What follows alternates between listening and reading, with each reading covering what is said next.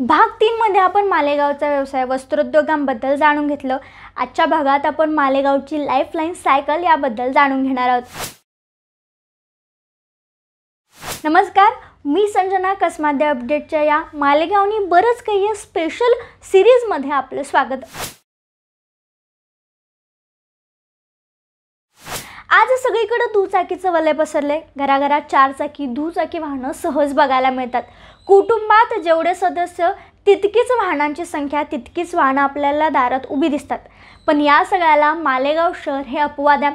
मालेगावात cycle शौकीनांची संख्या सगळ्यात जास्त आहे। मालेगाव शहराचे आमदार देखील सायकलीवर सहज शहरात फेरफटका मारत असतात। त्यामुळे मालेगावचा आमदार सायकलवाला असं एक समीकरण त्या काळी तयार झालं होतं आणि हे समीकरण आजही अनेकदा मालेगावात बघायला मिळतं।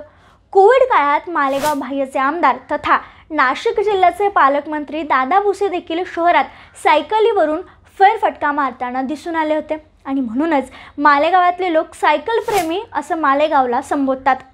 मालेगावात सायकल व्यायाम किंवा हौस म्हणून चालवली जात नाही, तर रिक्षा, मोटरसायकलचा खर्च परवडत नसल्याने सायकल वापरली जाते।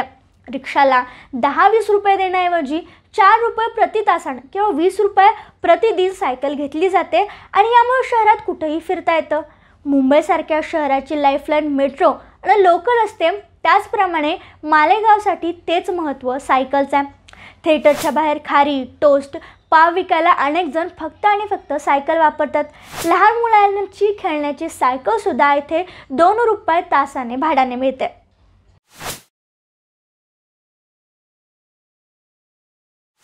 उद्योगाची अशीच साखळी यंत्रमाग व्यवसायात आहे।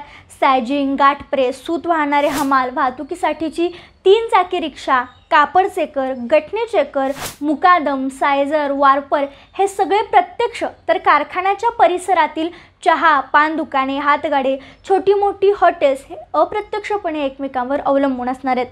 पॉवरलूम मार्गे येणारा पैसा फिल्म बघण्यासाठी आणि फिल्म बघितल्याने मिळालेली ऊर्जा पॉवरलूम चालवण्यासाठी असे एक अजब चक्र मालेगावात वर्षानुवर्ष वापरलं जातं। मालेगावात सायकलीचं महत्त्व आजही मालेगावकरांना आहे।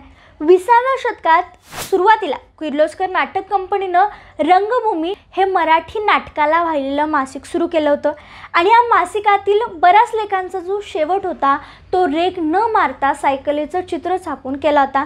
कदाचित हे जी लेखमाला आहे ती अशी चालू राहील असं त्यांना सुचवायचं असेल आणि त्याचप्रमाणे पूर्वीपासून आत्तापर्यंत मालेगावची ही सायकल प्रेम किंवा हा सायकल वापर तसाच सुरू आहे।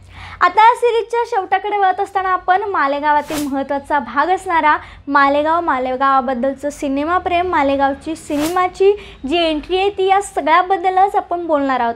दरम्यान या व्हिडिओत आपण इथेच थांबूया। दरम्यान सायकल प्रेमी मालेगाव याबद्दल तुमचं मत काय आम्हाला कमेंटमध्ये नक्की सांगा।